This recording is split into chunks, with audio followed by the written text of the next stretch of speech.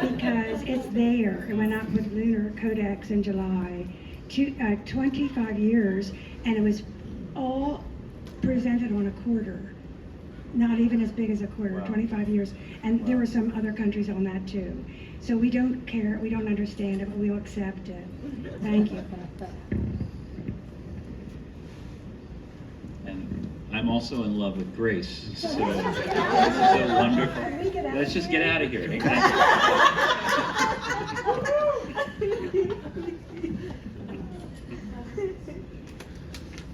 So shall we start? Yes. Are we filming? Okay. Yeah. Well, Grace and I decided to do a round robin presentation just to mix up the ordinary sequence of readers, and because our work, I think, complements each other's so well. In fact, my selected poems is called The Long Answer, and Grace's selected poem is called The Long Game. So that was not planned. That actually happened simultaneously. They both came out within a year of each other. So when I saw that, I thought, if we're going to read together, it must be as one. So that's what we're going to do, and she agreed kindly. So I'll start, and then I'll just hand the mic over to Grace, and we've cultivated curated a little list here that seems to speak to each other's poems. Or doesn't. And that could be interesting It'll be too. fine. That's what the collage is all about. So this comes from my second book. It's a poem called Pig Slaughter. I lived in the Czech Republic from 1995 to 1997, only about 6 years after the Velvet Revolution, and got to experience real Czech culture, village life. The town that I lived in, Frýdek Místek, was a city, but I spent a lot of time in the villages. And this is a poem about a yearly celebration in February called Zabijáčky, and its English name is Pig Slaughter.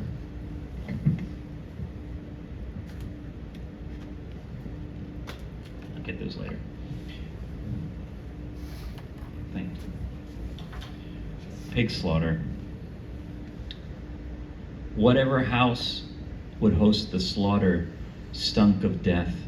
The hurdle, worst to cross, was the killing. The butcher with his butcher's gun got himself acquainted with the pig. The pig has knowledge too. The pig is kind or cruel depending. It winces like a man before it's shot. The happy butcher slung it to the ladder, standing upright at the house, and from the neck he sliced the dead delicious skin. Then into drums pumped all its life. Someone stirred the blood by bare hand. Someone scooping barley stuffed the barley into intestine, blue and scoured in snow. The rest is tenderness.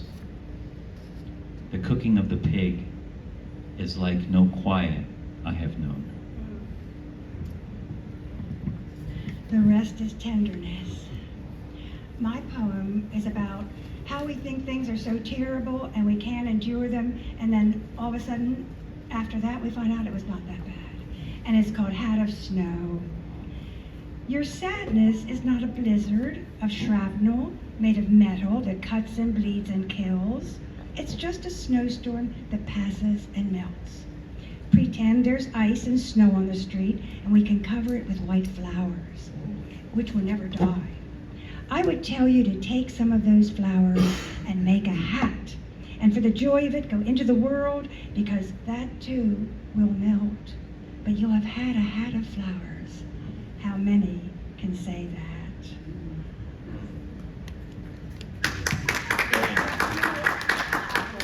You shouldn't applaud us because we're just going to go on and on, aren't we? We tend to do that. You'll have had a hat of flowers.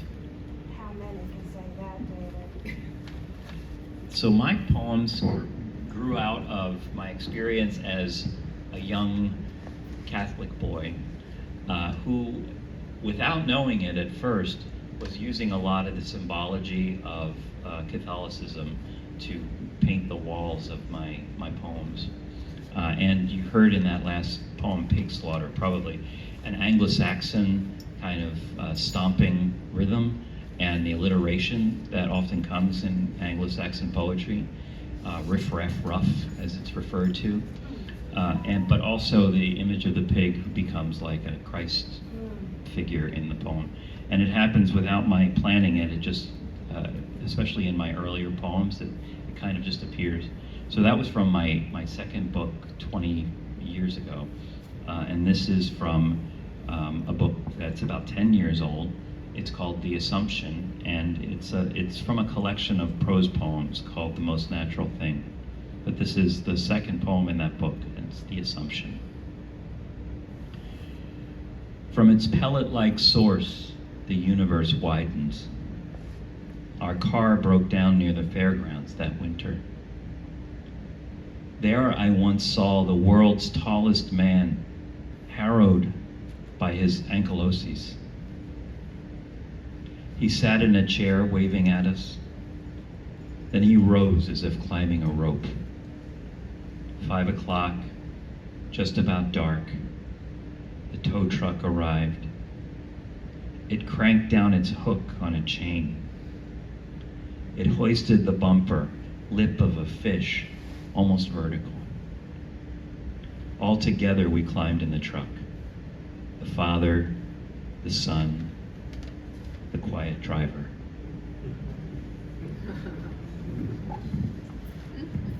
As you listen to David, you'll be hearing that so much of his work is about resurrection and redemption and transformation. This poem is called Bridgegate, and it's from a book called Points on the Meridian, which are actually acupuncture points. Bridgegate. A magical tree outside would like to come in this window. I sit on its branch, extended like a cat. The sill rides the idea like a moment or a way of giving. The cat in me stares out. I cannot believe my eyes. Standing back. You teach us to stand back. That is exactly what I thought when I read that cat image.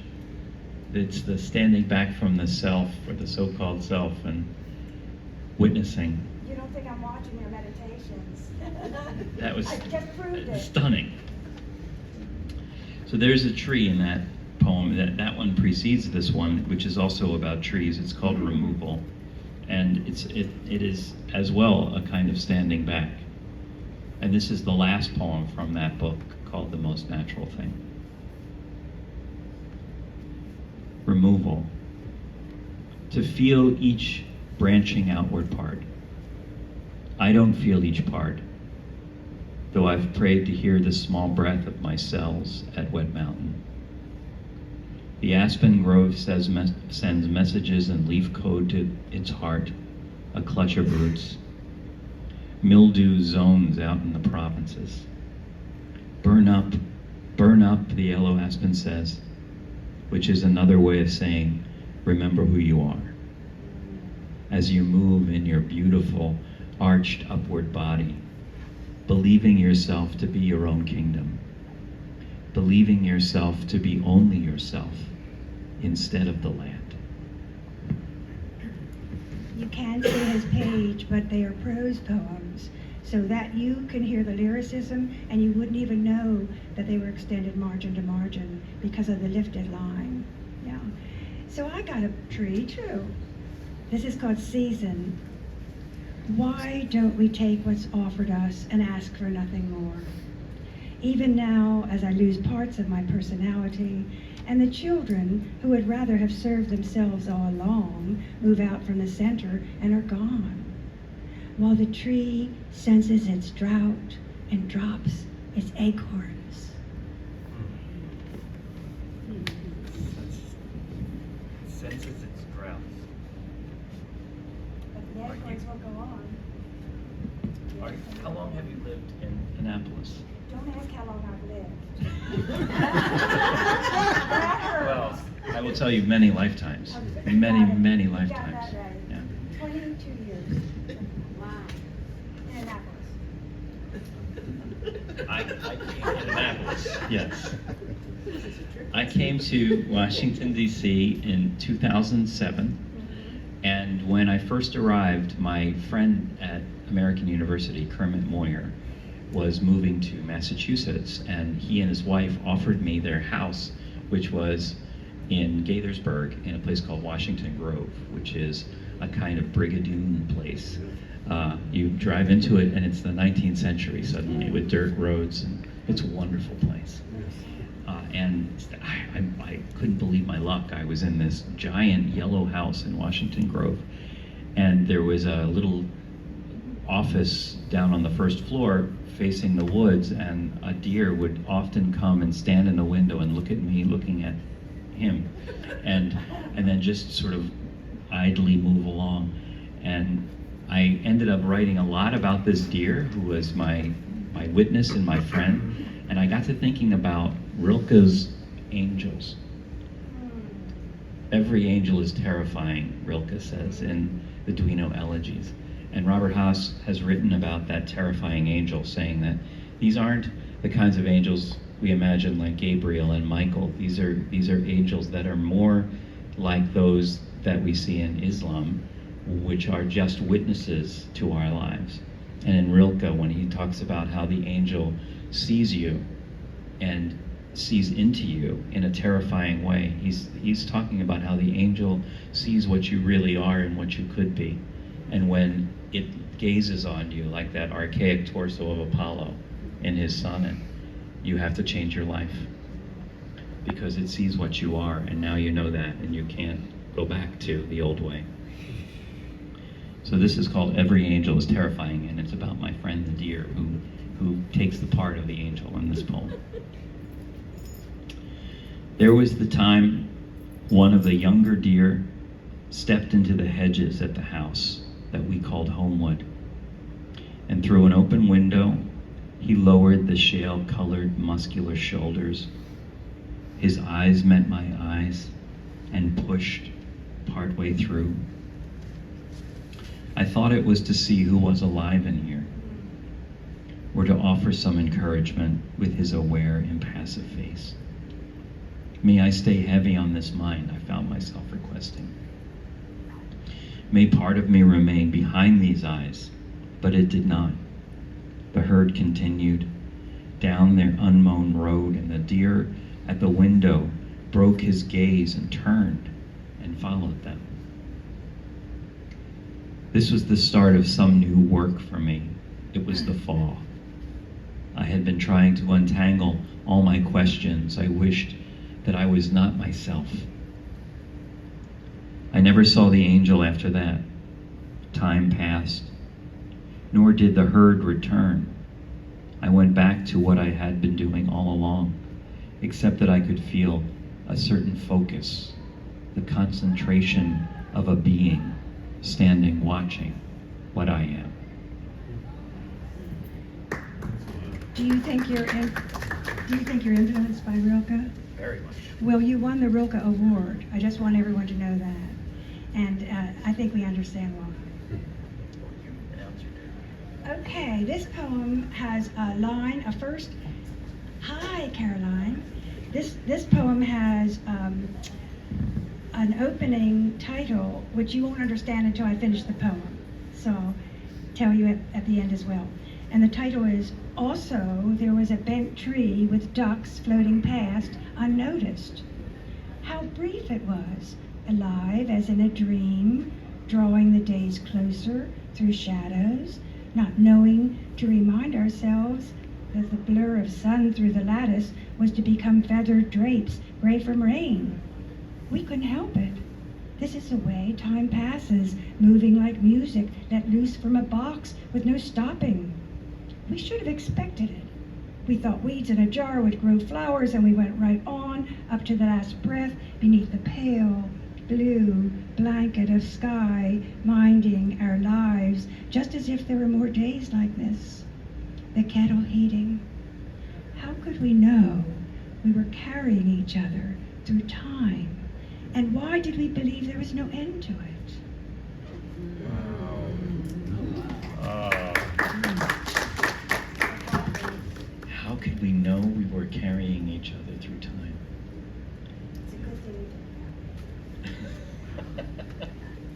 maybe that's the illusion of moments that become time in retrospect. You and I are really into illusion, and we love it. Yes, the way that we co-create this experience of being in time together. And I think for poets especially, the standing back from the illusion of separation in the world and just taking one half of a step back and realizing that you can witness all of that is part of what poetry is for me, this act of removal that is also pulling me back into the world with more commitment when I return to it. Without ego. What do you think? I think that both of us practice Buddhism, and I think there's something there that we've learned about the self and what the self really is.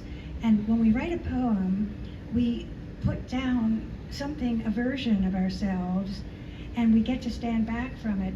And I can't remember writing that poem, and I can't remember imagining it or even thinking it, but I know one part of me is not like the other part of me, and that one part of me is sleeping all the time, and that sometimes I wake it up to write a poem. But you're making a mistake if you think you're just a three-dimensional person walking through the world. There's more than that. Do you forget having written the poem I don't too? have any idea who wrote these. I don't remember either. Did you write my book? I think I might have. Did you write mine? The long answer, the long game. That's why they're like, we write each other's poems. It is true. It's true for me too. I don't remember having written these poems. Nothing. Don't even remember? No. Wow. Let's see who wrote them. Keep going. Let's keep going. We'll Okay. find out. So when I was leaving the Czech Republic in 1997 and coming back to the United States to get my first teaching job, I wanted to take a trip to Krakow, and my friend Svatava Takmanova, who taught with me at the school for 2 years and became my guide and my mentor through that process, was helping me to plan my trip. And the first trip got canceled, and so we replanned it for later that year, and that one got canceled. And then a third time I was supposed to go to Krakow, and I got sick, and she said, well, now that it's been canceled 3 times, you know you can never go to Krakow. And I said, well, why? And she said, well, surely you would die there. That was Svatava's last advice to me before I left. So I've never gone to Krakow as a result of this. And Krakow now, and it's actually a gift, because Krakow now is a city that lives beyond reality. It's the city beyond existence. So this is called My Carnation, and it's about I'm finally going to Krakow. In the city I'm traveling to, awnings billow up in wind and light. Winter is early. We're surprised. The waiters in their tiny jackets pull their jackets close against the sudden cold. In the city I'm traveling to, I arrive on the train. It's only passenger. A man in black clothes helps me down. A constable is twirling his baton. A servant bears my latched up trunk, but ruefully, he's gone. A certain old woman is waiting to sell me my carnation, to offer it with one hand, to cover her teeth with the other. Sometimes David is Fellini. Sometimes he is totally Fellini. And I love that, the lady with the carnation covering her mouth. This is called Other People's Arms. I was married for a very long time, and you get through a lot of stuff together. This is called Other People's Arms. What is this illegal operation I've performed while watching from a distance? Age, what a surprise. Leaving us in the dark, reaching, I brush your hand against mine, I meet your gaze, we look out different windows to see the same tree. All days coming to this pear, all days coming to this. Pears turning to wine, bucketing up and down against shafting memory. if I must say so, shafting memory is awfully good. I mean, shafting memory. Who of you has written shafting memory? No one. No one. has ever written shafting memory.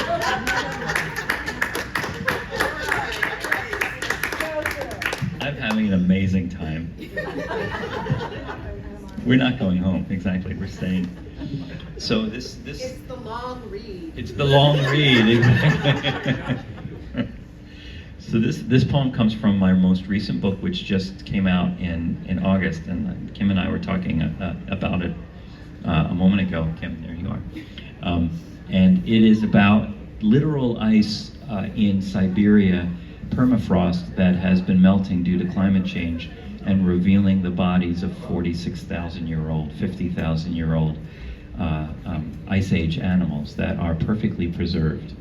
And they're really gorgeous, with puppies with tongues and eyelashes and perfectly preserved fur and noses that look like they just died, and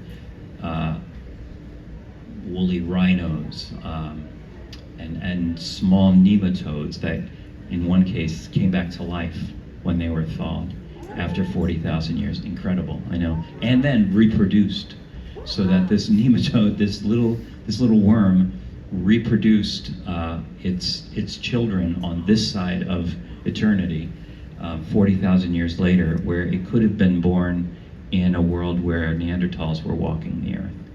So that image just sort of incited me to wonder, and eventually the book became about a metaphorical ice in me that with middle age began to melt due to certain forces, and those forces in part were poetry. The way that poetry allowed me to look back on myself and shine light and awareness on parts of myself that I hadn't until now been willing to look at. So that light of awareness melted these old bodies in me too, that were still the same, little boy in me, adolescent in me, young adult in me, that every once in a while would make themselves known in a moment of, PTSD. So poetry was really the thing that has enlightened me, literally, but saved my life. So this is called My Mother, reading Dickinson at the end. So it's about my mother finding a similar kind of light in her life at the end of her life. She didn't call her Emily or Miss Emily, like almost everyone who disrespected her, but this person. My mother said she was beginning to get an idea where the horses' heads were turning. The plumbing needed work, the roof leaked. There'd been a sudden change for the worse, of course, in her disappearing body and in every corridor of that house. My mother lay in her bed upstairs with her hands on her chest. The book was open, face down on the table by the lamp, like a sunbather. This person knew how to live between the ticking of the clock, she said. My mother coughed again, little dashes in her sentences. Much of the time, in fact. Her sleep was interposed with dashes. Holes and tubes coursed out into November and the night.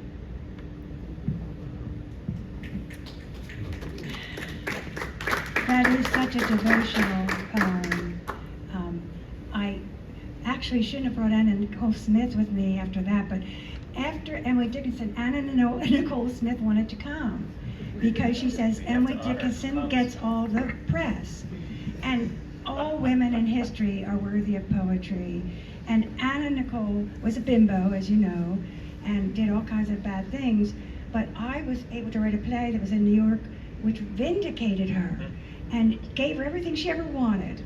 A nice doctor for a husband, a baby, because writers, as I say, don't make any money, but we can change the narrative. But this is a poem, the first poem in the book, Anna Nicole, page 155. Anna's Estate. At the Half Star Hotel, The lower lip is painted bigger to match her dreams of being a star. She blessed the lumpy beds, bought her own silk sheets.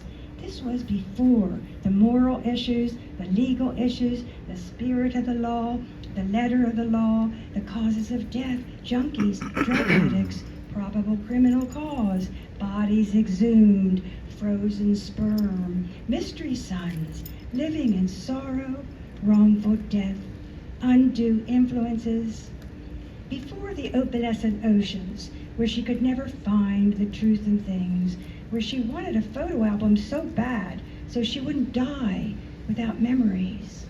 One day, standing at the free continental breakfast, dragging her sleeve in the jelly, someone walked by, touching her waist like a prayer, like an enfranchisement. And she was on her way in a dress made for someone much smaller. Trusting a stranger because he said, "The good Lord can't see what happens in Hollywood." And the good Lord doesn't, obviously. Doesn't want to look. And Bob. Touching her waist like a prayer. And are these books for sale over Yes, here? but Yeah. I don't want to sully Emily, so let's go No. back to Emily. We can't do Emily, but I know. We'll go back to Emily for one more. Have you been to Amherst? No. To Emily's house? Have you been to Trenton? No, I have not, but I should be going to Trenton. Yeah. Are you talking about Whitman's house, or is that, no, that's, You've been to Whitman's? no, I haven't. That's in Camden, yeah. Go invite. Who's in Trenton? I was born in Trenton. Oh. Trenton makes the world taste. How many of you seen that bridge? Thank you, Michael. All the New Jersey people stand up, please. Thank you, Michael. Thank you, Michael. Born in Trenton. I was born in Philadelphia. Oh my Outside, God, yeah. we have more I in know. common. This is why. We are meant to be together. Philadelphia and Trenton are so close. Yes, It's yes. just one bridge. It's the same. It's the same. One bridge. Yes. Who knew?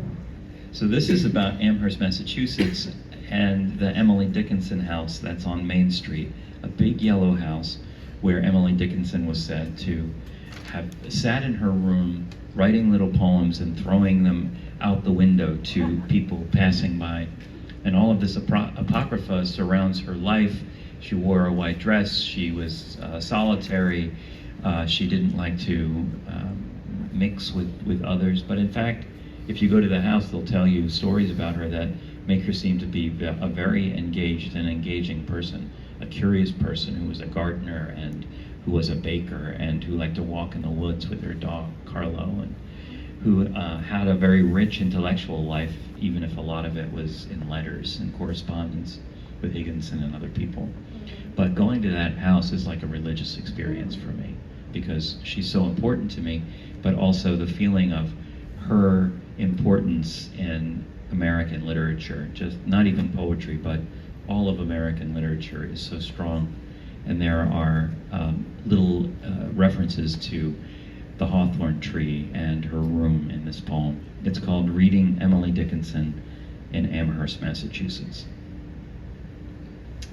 I know how it feels to live in a small leaden room with only snakes and birds as consolation. I know how to imagine death by falling through stories of floorboards like a poem flutters through molecules, air, and time. It never lands in the yard. The trick is not to die while dreaming of death. That's why the circle of doors and windows here remain open a little. That's why the poems seem often to end on slant rhymes and dashes.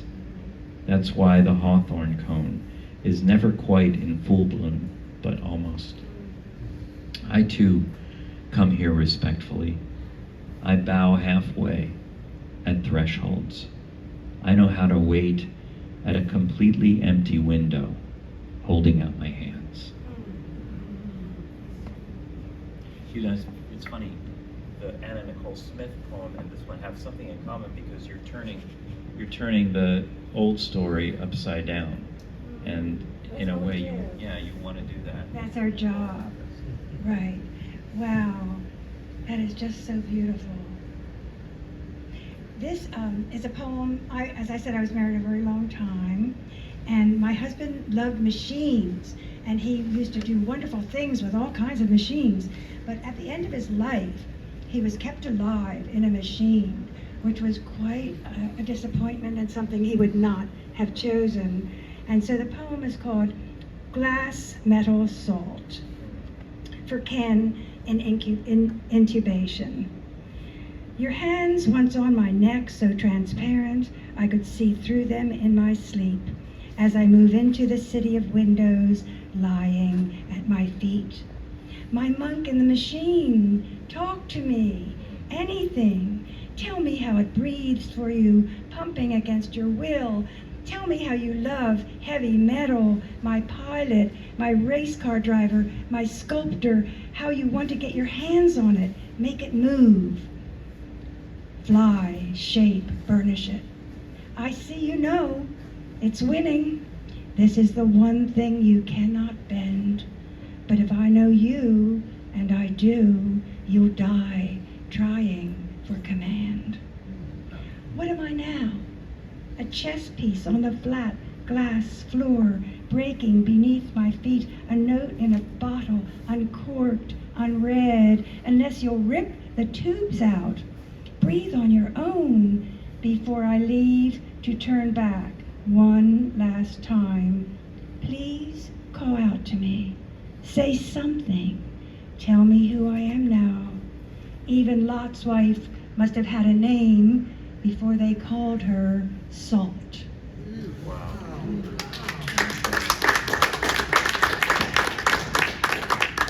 We write about everything. We write about glass on the floor like William Carlos Williams. We write about dying husbands. We write about everything. That is a spectacular poem, Grace. It was a spectacular event.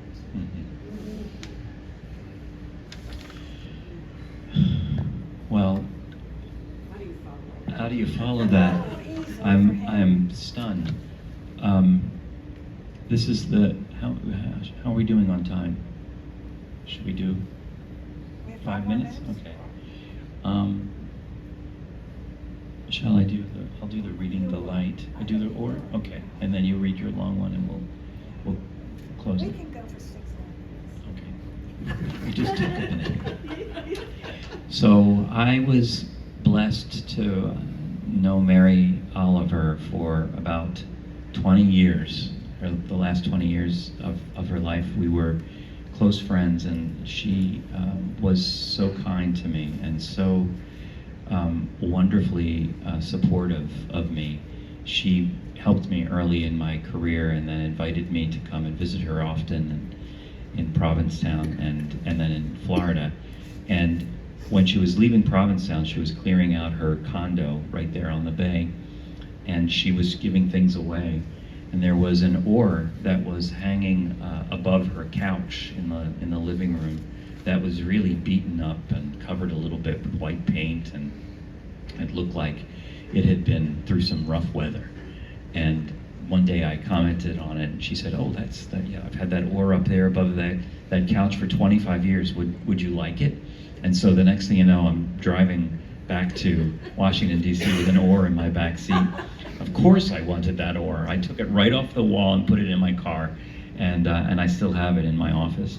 And it just reminds me of her and what poetry is, and what she was to me. So this is the one elegy that I was able to write after trying many times for Mary, and it's called The Oar. It was what you gave me, spattered with white paint on the flat end, stripped of its finish by the gunwale on the other. So I took it home that summer and stood it in the corner of my study. I wonder if it would be enough to carry me if my boat were lost on a river or the bay. I would be carried anyway, you might have said. You knew how waves carry little boats despite their plans. Things travel forward when there's nothing to impede them. Things travel forward, also when there is, against the smack of the current, a voice, an oar, to make a difference. So many stories begin with rage. Then you know it will be a long story, and when it's long, it will have to move slowly. I'm not making this up, it's just a fact, like it was for Achilles and Medea, or the way you talked about Tecumseh. You should have begun with rage, but instead, you left it to your people. You lived a long time away. What do I call the force that propelled your work now that there's no mass to carry it? I'd call it wonder, but no, not that, not merely wide-eyed heartfulness. You bent down to things, hard-headed, squinting, wanting to see. I'm not amazed it's continued on without you. Another day, and I'm amazed that I'm still here, writing things down. You were old and I was young when I met you. You said while standing in the kitchen, making coffee, not counting how many spoons the universe had to be, but it didn't have to be beautiful. The week you died, a deer in winter stepped out of the woods here, watching me watch her on the grass next to the road. It was dark. That was back in January. No headlights on the road. Nothing, at least in the way the world calls action, appeared to be happening. I call it standing in the gold. After hearing David, then you've got it all set up. You can't miss. This is called Can I Count on You? If I were lying in a boat in a wedding gown, would you see me floating by? If I named a star after you, would you lie in the grass looking up? If I lived in a White House, would you come sit on my front porch? If I were caught in a bad dream, would you please wake me up? If I had a plaid blouse, would you help me button it? If I could jitterbug, would you do the double dip? If I were a red cardinal, would you hold out a sunflower seed? If I caught all the fireflies in the world, would you give me a big jar? If the night nurse forgets to come, would you bring me a glass of water? If I have only minutes to look at the silky moon, will you come get me? Great, thank you. I'm not leaving. I'm not leaving. If you find it, it's yours. If you find it, it's yours. I love you, love you, I love you. More. Whoa, That's competitive, I win. yeah. So that's enough Love you about more. you. So what shall we do? What shall we do now? We have a whole book to read if you don't stop us. What, did you want to read one last poem each? Go ahead. One last poem? And then we'll stop. Okay, yes, and Thank then you. I know what yours is gonna be. Which one? Don't, no, don't. What was it? Oh, yes. Perfect. Okay, so I'll read a very short poem, and then Grace's It's short. closer No, is this is short. is sure to, But excellent. yeah, win the day. Thank you all for being here Yes, and for Mark, that is being a it. witness to one of the wonderful, great nights of my life, writing and reading with you. I'm in love. Two horses in a field. Is it the speechless speech that makes their being here together unembarrassed, embraced, fill me with happiness? I want to love the world like this. I want to say myself backwards from the room. Even as I ask this of myself, I'm starting to become myself. The horses stand in the shape of a T. One of the horses rests her jaw onto the spine's aging curvature of the other horse. Not to say, which is the tenderer. The hurt place is simply where they meet. Their stillness, flawless. The sky, a white glove. Who but a poet would say the sky is a white glove? Could we live without poets? People would think the sky was just the sky. This is called Let's Not Shoot the Poets, because with all the guns around, it would have to select some people not to shoot. Let it not be the poets. They fish at night and dig by day. They were not born for death. Their heavens are low enough to touch, flashing illumination and desire. They make spring beautiful. They listen in their heads for autumn's breaking. They create and work, turning deadwood to life. Society's not enough, so they fly above its deception and crash into clouds of meaning. The bucolic would not exist but for their masterpiece. They are like animals, birthing but never forgetting their loss. Poems may be crushed, but memory is the hot gold made every day. They stay. Bravo.